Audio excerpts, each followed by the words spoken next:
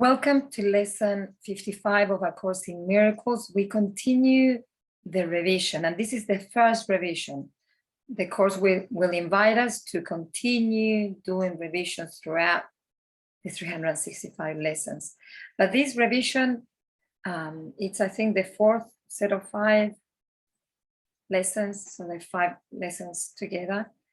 And this lesson supports us to realize even more of the suffering that we cause ourselves by the way we look at our world, by the way we think, by our beliefs. We sort of had an idea of that, but now we're really looking at deep down inside, and we go, oh, the way I look at my world, the way I judge others, the way I judge myself, it's only causing me suffering,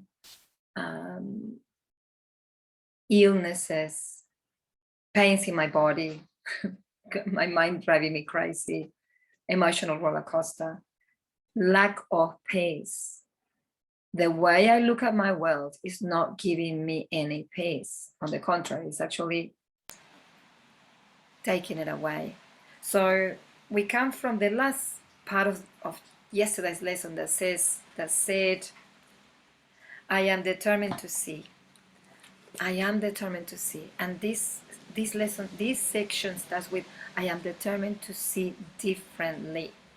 So that means that the way I'm seeing is not the way I want to keep seeing my life, my relationships, my health, my financial circumstances. We are sort of stuck in beliefs and in thoughts about our reality, and we think that is true. That's the worst part of the whole thing. If we have financial difficulties, we think, oh well, this is the way it is, and this is the always it has been, and this is the way it always will be. And we don't realize that by having those thoughts, we're giving ourselves a sentence, and it's not the best way to look at our lives. So what this practice at the moment is to really get into the flesh and look at the way you're looking at your lives. What are your beliefs about your health? What are your beliefs about your financial circumstances? What are your beliefs about relationships, parenting, work, the world?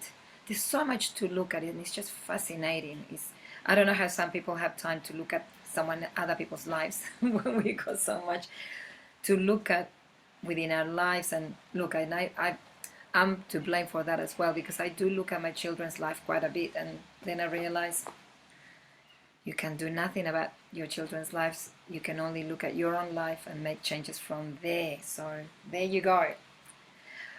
What I see is a form of vengeance. Of course that is vengeance, but the vengeance is against me, you know. If I am, and here we talk about thoughts. If I am, defending myself, if every time I get into a conversation, I'm prepared with what I'm going to answer, because I am prepared for a battle, this is a form of vengeance. And what else does it say? The world I see is hardly the representation of loving thoughts. It is a picture of attack on everything by everything. It is anything but a reflection of the love of God and the love of His Son.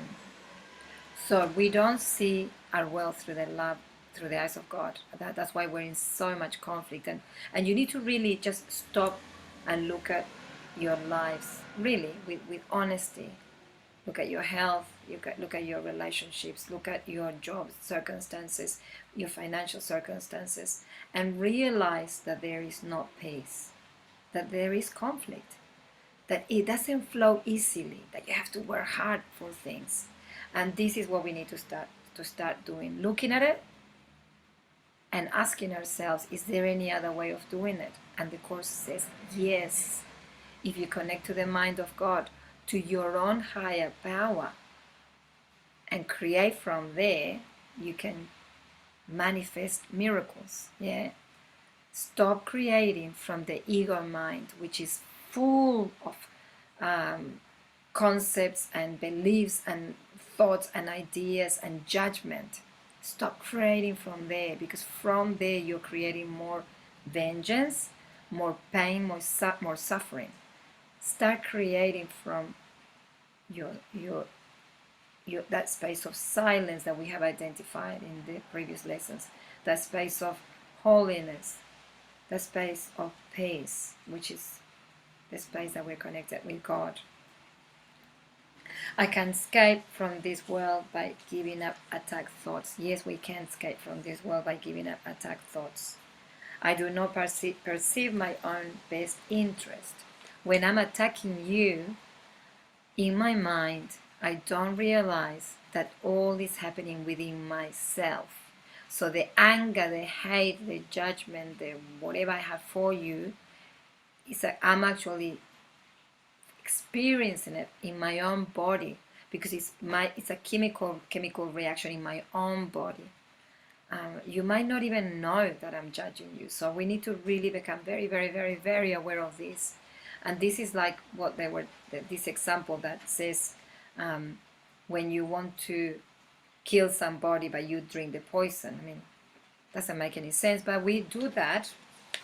And the last one says, I do not know what anything is for. What's the real purpose of things? What's the real purpose of everything? What is my real purpose? And this is, we need to come to a point of really very humble and go, I don't know anything really. And Socrates, I don't know, 2,500 years, said this wise statement. All I know is that I know nothing. All I know is that I know nothing. So what a slap on the face to all those experts on so many things. And how when we believe that we're experts on something, we stop growing. We stop getting wisdom, understanding, because we think we're experts. I know it all, and that's it. That's the limit. Well, there is no limit in our knowledge and our wisdom. So I do not know what anything is for. That's the last lesson. And yes, practice, read, contemplate, and practice at home. You know, when you're attacking one of your family members in your mind because they didn't wash the dishes, or because they did something that you don't approve, or when you're attacking someone from the past that, oh my God, you just keep thinking about what he or she did, and become aware that you are drinking the poison, and how can you become free from that self-punishment. Yeah. So yeah, I'll see you tomorrow for lesson 56.